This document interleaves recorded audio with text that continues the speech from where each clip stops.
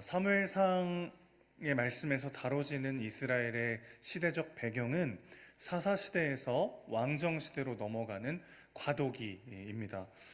그러니까 이 시기가 굉장히 혼란스럽기도 하고 또 이 시기에 사사시대를 마무리하고 왕정시대를 열 수 있는 아주 중요한 인물이 필요한 시기이기도 한데 그게 바로 이제 사무엘이었죠. 그래서 사실 사무엘 상하는 다윗 왕이 어떻게 왕으로 옹립이 되고 그가 어떻게 이스라엘을 굳건하게 만들어 가면서 진정한 왕이 하나님이심을 드러내는 삶을 살았는가, 그것에 대한 이야기여서 사실은 다윗 상하라고 이름을 붙여도 전혀 어색하지 않은 그런 책인데, 이름이 사무엘 상하잖아요. 그만큼 사실 사무엘이라고 하는 인물이 사사시대에서 왕정시대를 넘어가는 아주 중요한 과도기에 아주 핵심적인 역할을 한 사람입니다. 그렇기 때문에 그 사무엘이 어떻게 이 땅에 태어나게 됐는지를 다루는 방식으로 사무엘상이 시작되고 있는 거죠. 그녀는 불임의 한 여인을 통해서, 그녀가 아니죠. 사무엘, 그는 불임의 한 여인을 통해서 이 땅에 오게 되는데, 하나님께서 이스라엘의 언약의 약속을 이어가시는 아주 중요한 방법이기도 합니다. 아브라함과 사라, 이 두 부부도 한동안 아이가 없었어요. 그렇죠? 그리고 힘들게 낳았던 약속의 자손 이삭도 그의 아내 리브가와 한참 동안 아이가 없었습니다. 또 오늘 엘가나와 한나, 이 부부도 한참 동안 아이가 없었고요. 또 예수님의 어머니 마리아도 남자를 알지 못하는 동정녀의 몸으로 성령으로 잉태를 하게 되죠. 자, 그러니까 하나님은 언약을 이어가실 때 자격 없는 자에게 주시는 은혜, 불가능한 상황에 부어준 하나님의 능력으로 그 모든 언약의 길들을 이어가시는 모습을 우리는 보게 됩니다.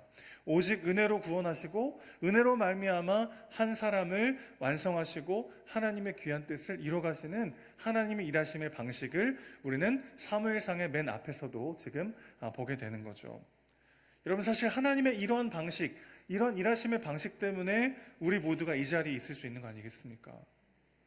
하나님을 믿고, 믿어지고 우리가 예배에 나와 하나님께 내 시간과 내 삶을 드리는 이 시간이 좀 얼마나 놀라운지 모르겠어요. 우리는 다 각기 양과 같아서 제 갈 길로 가고 내 눈에 보기 좋은 대로 판단하고 해석하고 내 마음대로 내 삶을 살아가기가 훨씬 더 쉬운 존재들인데, 우리 하나님이 우리를 그렇게 내버려 두지 않으시고 말씀 안으로, 은혜의 자리로 어떻게 해서든 우리를 정말 이렇게 멱살을 잡아서라도 이끌어서 이 자리에 오게 하시잖아요.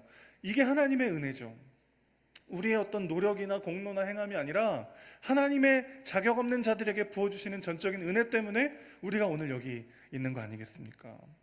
이 은혜 때문에 사실 이 자리에 저도 설 수 있어요. 저의 어떤 실력이나 저의 공로나 저의 자격으로 매번 이 자리에 설 만한 사람임을 입증해야 된다면 아마 못할 것 같습니다.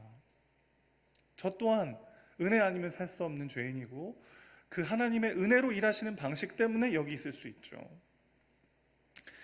성도님들이 어려움을 마주할 때마다 목사로서 참 많은 무력감을 느낍니다. 해줄 수 있는 게 기도밖에 없을 때 정말 마음이 무너지기도 하고 무력감을 느끼고 참 쉽지 않은 시간들이 많아요. 그런데 오히려 그럴 때 정말 기도함을 통해서 일하시는 하나님을 경험하게 되는 거죠. 그래서 목회야말로 세상에서 가장 어려운 일이자 가장 쉬운 일인 것 같습니다. 기도밖에 할 것이 없는, 아무것도 할 수 없는 무력함 앞에 늘 서야 되기도 하고, 동시에 기도할 때 내 능력을 뛰어넘어 일하시는 하나님을 경험하는 자리이기 때문이죠. 비단 목사뿐만 아니라 성도로 살아가는 길이 어찌 보면 그런 거 아니겠습니까? 내 노력, 내 열심, 나의 어떠함으로 내 삶을 쌓다 보면 공든 탑이 와르르 무너질 때도 있고 생각지도 못한 삶의 변수와 어려움들이 우리의 삶을 사로잡을 때도 있습니다. 그때 우리는 여지없이 하나님의 은혜 안으로 달려가는 거죠. 또 기도의 자리로 달려가 아버지 하나님께 천부의 의지 없어서 손들고 옵니다. 그렇게 부르짖으며 나아가는 거죠. 그런 우리의 철저한 무기력함과 무력함, 우리의 소망 없음을 하나님 앞에 쏟아내는 방식으로 기도할 때 하나님은 놀랍도록 그 기도를 들어 사용하시더라. 이게 한나와 사무엘 이야기의 핵심인 것이죠. 남편에게 사랑받았지만 아이를 낳지 못했던 한 불임의 여인을 통해 하나님은 사사시대와 왕정시대를 연결하는 위대한 인물 사무엘이 태어나게 하신 거죠. 우리가 이걸 또 잘못 해석하면 이렇게 생각할 수 있습니다. 아, 기도를 많이 해야 사무엘과 같은 훌륭한 아들을 낳는구나, 이렇게 잘못 해석할 수 있겠어요? 사실 그게 아니죠. 여러분, 우리가 기도하기 전에도 이미 하나님은 우리에게 엄청난 은혜를 쏟아 부어주시는 분이십니다. 그러나 기도할 때 하나님은 그 기도를 통해 일하시는 것을 우리는 경험하게 되는 거죠. 사무엘이 이 막중한 사명의 무게를 감당할 수 있었던 건 어머니의 기도 때문이 아니겠습니까? 물론 그 자신도 내가 기도를 쉬는 죄를 범치 않겠다라고 말할 만큼 본인도 기도의 사람이었고요. 무슨 얘기하는 거죠? 기도를 많이 해야 하나님이 일하시는 건 아니에요. 그러나 분명한 건 하나님은 기도하는 자들을 통해 일하고 계신다는 겁니다. 자, 이게 어떤 의미입니까? 우리가 기도할 수밖에 없는 상황과 고난이 찾아올 때 오히려 기대할 수 있는 거죠. 하나님이 나의 기도를 통해 어떻게 일하실 것인가? 내가 드릴 것이라고는 눈물밖에 없고 내가 할 수 있는 거라고는 기도밖에 없는 이 시간에도 하나님은 그렇기 때문에 나의 기도를 통해 어떻게 일하실 것인가? 우리가 붙잡을 수 있는 소망은 오직 그것뿐이고 오직 그것뿐이기 때문에 우리가 가장 영광스러운 길로 인도하심을 받아 여기 있는 줄로 믿습니다. 고대 사회에서 여성이 임신을 못하는 건 정말 비참한 일이었어요. 특별히 상속자인 아들을 낳지 못하는 건 그 인생의 굉장히 큰 위기였습니다. 지금처럼 여성 스스로가 생계를 유지할 수 있는 직업을 갖고 돈을 벌 수 있는 구조가 아니기 때문에 남편 혹은 아들에게 의지하여 살아가야만 했던 시대가 고대 시대죠. 그런데 그 시대에 아이를 낳지 못하는 건 정말 비참한 일이고 신의 저주로라고 여겨지기도 했던 문제였습니다. 그리고 한나를 보세요. 이름이 풍성한 은혜라는 뜻이에요. 한나의 이름이 뜻이 풍성한 은혜요. 이름은 풍성한 은혜인데 현실은 황폐하고 메말라요. 자녀가 하나도 없어요. 그녀가 왜 아이를 낳지 못했습니까? 충격적이게도 한나가 임신하지 못한 이유는 하나님이 막으셨기 때문이었습니다. 오늘 5절과 6절 다시 보시죠. 2번이나 반복해서 여호와께서 임신하지 못하게 하셨다라는 것이 강조되고 있어요. 대체 왜 그러셨을까요? 신대원 1학년 때 이 문제가 너무 참 풀리지 않는 문제여서 정말 많이 연구하고 알아봤는데 사무엘상하를 다 뒤져봐도 그 답이 안 나와요. 그래서 우연히 역대기의 말씀을 다룬 책을 보게 됐는데, 역대상하를 보는데 이 한나의 남편, 이제 사무엘의 아버지죠, 엘가나라고 하는 이 사람이 오늘 본문 1절에는 에브라임 사람으로 소개되지만 사실은 레위 지파 사람입니다. 정확히 이 사람이 누구의 후손이냐면 고라의 자손이에요. 고라의 자손. 고라는 누구냐면 모세와 아론의 친척입니다. 같은 레위 지파죠. 그런데 모세는 민족의 지도자가 되고 아론은 대제사장이 됐는데 고라와 그 자손들은 성전에서 허드렛 일을 하는 게 본인의 해석이죠. 그런 일이 맡겨지니까 야, 너희랑 나랑 다를 게 뭐냐 그래가지고 모세와 아론을 반역해요. 고라가. 그런데 그 고라가 하나님의 세우신 모세와 아론을 반역하자 하나님께 저주를 받아서 땅이 갈라지고 산채로 매장되는 심판을 받게 됩니다. 그때 아버지 고라의 결정을 따르지 않았던 신실한 고라의 자손들이 몇몇 남아 있었어요. 고대 시대에 아버지의 결정을 따르지 않는다는 게 얼마나 어려운 일입니까? 그럼에도 불구하고 그들은 하나님을 배신하지 않고 끝까지 신실하게 하나님을 섬겼단 말이죠. 그런데 아버지를 따르지 않고 신실하게 하나님을 섬기면서 하나님을 예배하던 그들, 그래서 시편에 보면 고라 자손의 시편도 많이 남아 있습니다. 근데 점점 고라 자손이라는 딱지가 붙으니까 점차 성전에서의 직무를 잃어버리게 되는 거예요. 누가 이렇게 성전에서 일을 하면 고라 자손, 고라 자손. 아마 그런 일이 있었던 것 같아요. 그래서 점차적으로 성전에서의 직무를 감당하지 못하고 전국을 떠돌기 시작합니다. 그러다가 엘가나 때 와서는 이 에브라임 지파에 와가지고 거기에 정착해서 에브라임 지파처럼 살고 있었던 거죠. 그러니까 하나님은 지금 한나의 기도를 통해서 사무엘을 하나님께 내어드리겠다는 고백을 받으시고 사무엘을 통하여 고라 자손, 특별히 신실하게 하나님을 예배하던 고라 자손들의 성전에서의 직무를 너무나도 영광스럽게 회복시키시기 원하셨다는 것입니다. 그들이 본래 맡았던, 가지고 있었던 성전에서의 직무보다 훨씬 더 영광스럽고 아름답게 하나님은 회복시키신 거죠. 문제는 한나가 그걸 알았겠냐는 거예요. 한나가 내가 아이를 못 낳는 이유는, 하나님이 막으시는 이유는, 내 위의 조상들이 잃어버린 그 성전에서의 직무를 회복하시기 위함이구나. 그래, 내가 좀만 더 참자. 그랬을까요? 전혀 모르죠, 전혀. 오늘의 눈앞의 현실은 영원 속의 한 부분일 뿐이죠. 영원 속의 한 단면일 뿐입니다. 그런데 우리는 그것을 전부인 것처럼 바라보면서 낙심할 때가 있어요. 한나가 잘한 건 뭐죠? 오늘 눈앞의 이 상황이 이해되지 않아도 그녀는 그것이 전부라고 생각하지 않았어요. 하나님의 계획과 섭리가 내 삶을 붙잡고 있다는 건 무슨 뜻이냐면, 오늘 내가 눈앞에 내 상황의 의미를 함부로 결론 내리지 않는다는 뜻입니다. 눈물 흘리고 슬퍼하지 말라는 말이 아니에요. 눈물 흘리고 슬퍼하는 거죠. 그러나 하나님 앞에서 우는 거죠. 왜요? 그 눈물의 의미를, 그 실패와 두려움과 절망과 고난의 의미를 너무 성급하게 판단하지 않을 때, 이 또한 지나갈 것이고, 이 또한 하나님의 인도하심이 한 단면이라는 것을 우리가 고백할 때, 우리는 그 마음 가지고 하나님께로 나아갈 수 있는 힘을 얻게 될 줄로 믿습니다. 그러니까 한나는 오늘 눈앞의 현실이 마치 영원할 것처럼, 그게 전부인 것처럼, 내 인생을 망칠 것처럼 여기지 않고, 그런 두려움과 절망이 들 때마다 하나님께 기도하러 가는 거예요. 하나님께 울부짖는 힘으로, 동력으로 사용하는 거죠. 한나가 얼마나 참 비참한 상황인지 아십니까? 본문을 다시 한번 보실까요? 엘가나라고 하는 남편이 한나를 사랑했어요. 그런데 아이를 낳지 못하니까 브닌나라고 하는 또 다른 아내를 얻게 됩니다. 고대 사회에 상속자를 낳는 건 너무너무 중요한 일이었기 때문에 아무리 사랑하지만 아이를 못 낳으니까 다른 여인을 통해서도 아이를 낳을 수밖에 없었던 거죠. 자, 그런데 문제는 아브람과 사레의 케이스처럼 하갈이라고 하는 몸종을 일종의 대리모로 해서 아들을 낳은 게 아니고, 한나와 같은 부인의 신분, 똑같은 아내의 신분으로 집에 들어오게 됐다는 거예요. 자, 4절에 보면 그의 모든 자녀들이라고 번역됐지만 히브리 원문을 보면 이게 무슨 뜻이냐면 아들들이라는 뜻이에요. 아내로 들어온 분인나가 한 명도 아니고 몇 명이요? 여러 명을 낳은 거야, 아들들을. 나중에 이제 엘가나가 한나한테 위로하잖아요. 왜 그래? 내가 당신한테 10아들보다 낫지 않아? 그러니까 분인나가 몇 명 낳은 것 같아요?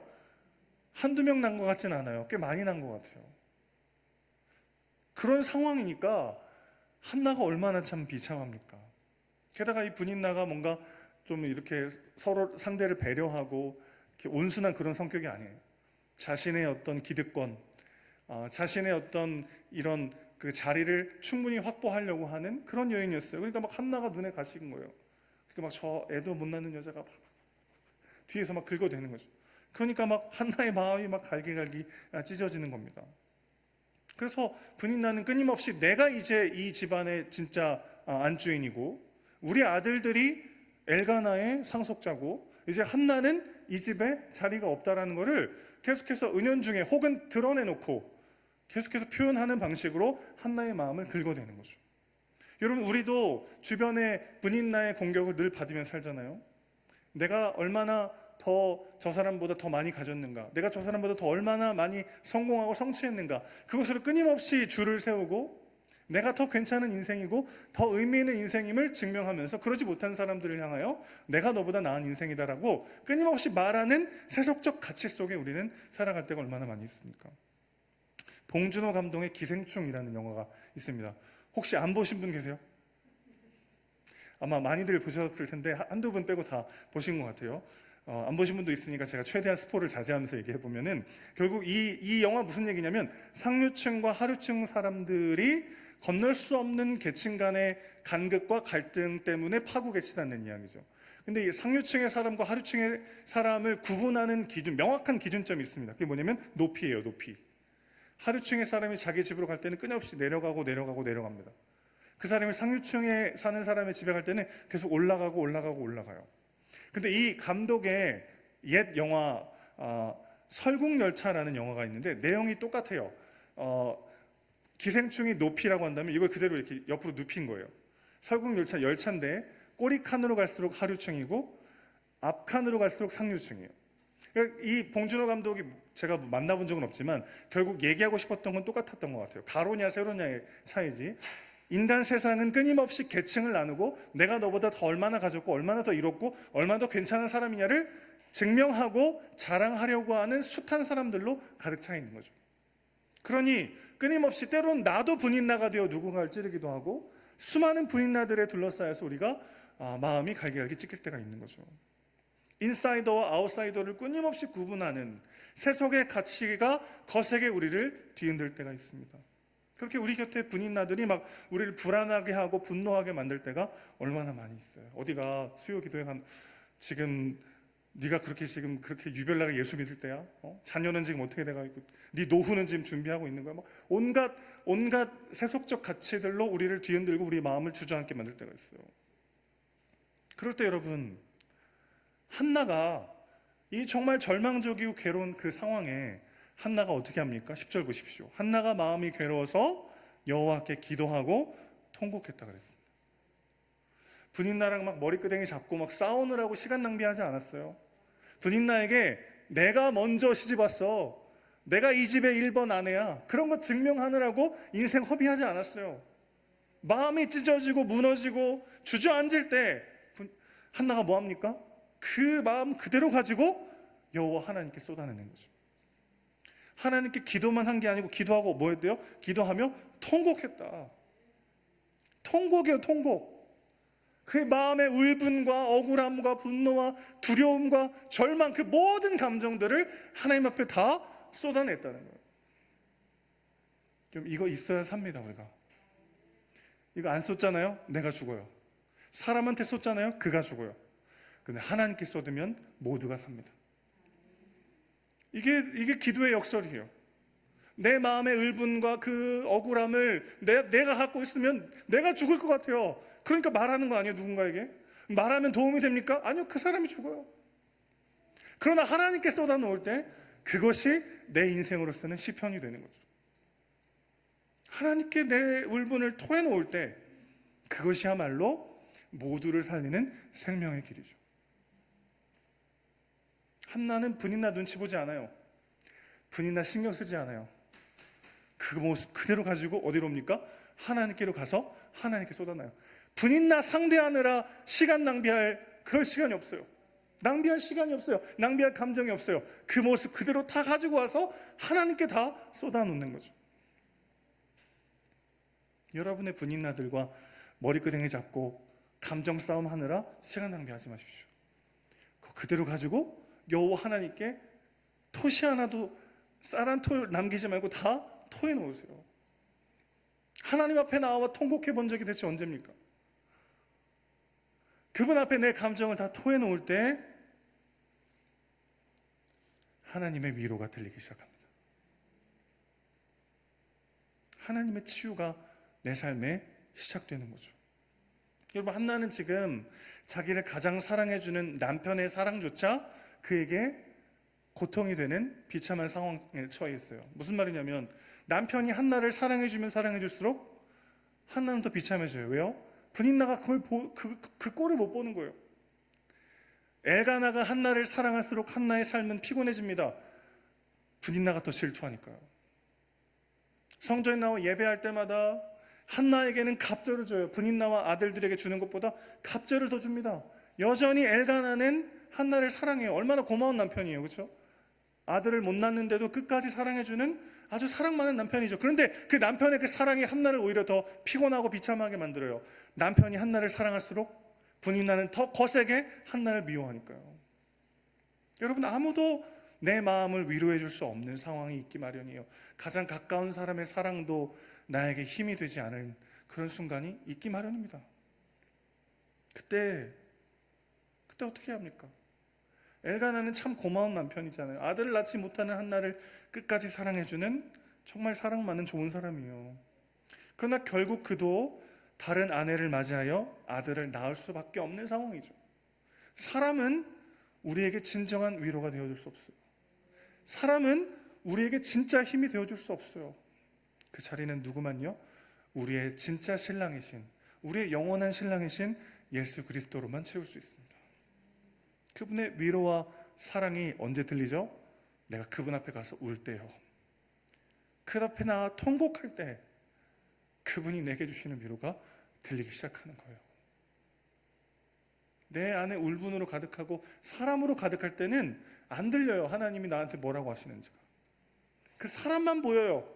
그 사람이 나한테 한 행동과 말만 내 안에 겹겹이 쌓여 있어요. 그러면 하나님의 말씀이 안 들리는 거예요. 그걸 토해놓고 통곡할 때 그런 나를 변함없이 사랑하시고 위로하시고 치유하기 원하시는 하나님의 말씀이 들려오기 시작하는 거죠.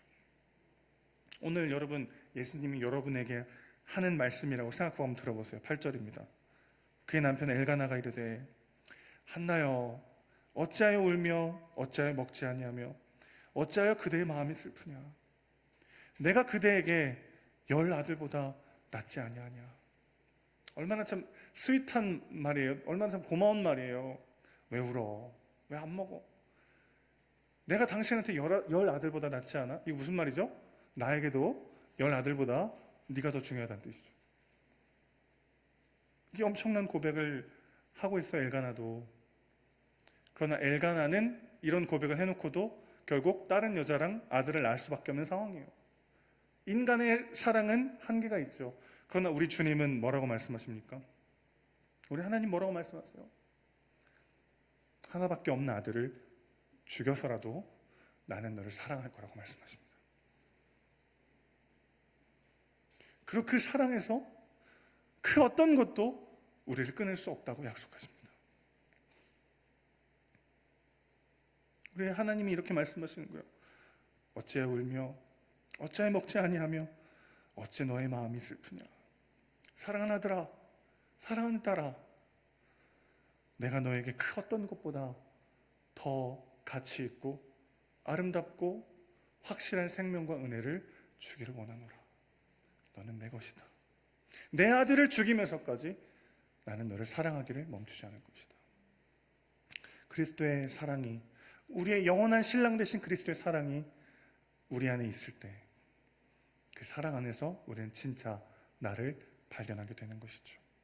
그분이 친히 예루살렘 성문 밖으로 쫓겨나시며 아웃사이더가 되셨습니다. 골고다 언덕의 그 죽음의 땅으로 추방되셨어요. 그러므로 우리가 하나님 나라의 영원한 인사이더가 됐습니다. 하나님 나라의 영원한 시민이요, 그분의 자녀요, 그분의 상속자가 되었어요. 그리스도께서 우리 신랑이십니다.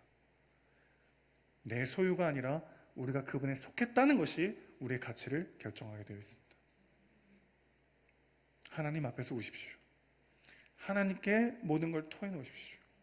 그래서 주님께서 오늘 밤에도 우리에게 주시는 위로와 사랑의 음성을 듣는 이 밤 되시기를, 그래서 그것만으로 충분하다고 고백하며 다시 일어나 주어진 삶을 넉넉히 살아내는 저와 여러분 되시기를 주님의 이름으로 축원합니다.